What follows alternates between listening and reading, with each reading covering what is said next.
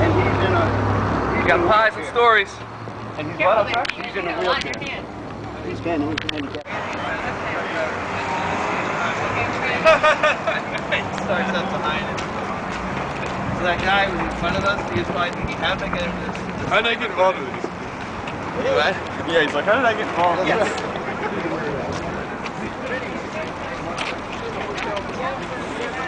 Yep.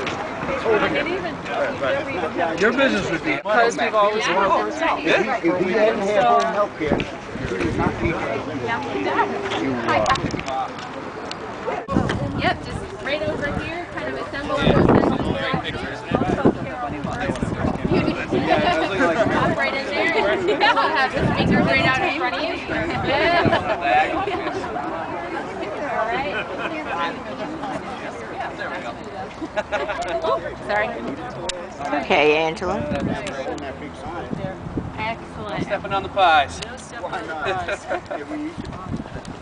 Anybody have a free hand for a sign? We do have extra signs. Sure, I can help you. There you are. Yep. Someone else down there? We are fortunate enough to be able to pay for these items, although out-of-pocket health care costs greatly limit our purchase power. It doesn't take a financial wizard to see that if we Americans were not paying so much for insurance, we would have more money to spend. What a great way that would be to stimulate our economy. That's right. Yeah. Here's a far worse story about how hard-working families can fall through the cracks of our warped health care system. One of our part-time employees and his spouse, who has a full-time but tenuous job, have a real crisis. As mentioned, we have been unable to find affordable health care for our children, and the plan $100 above the amount that would qualify them for Maine care. Our employee's spouse has several ongoing routine medical issues, family history of cancer, high blood pressure, just to name a few, and he cannot afford to address in a preventative way. In other words, no trips to the doctor. Their teenage son had a medical emergency that almost killed him and required a full week in intensive care.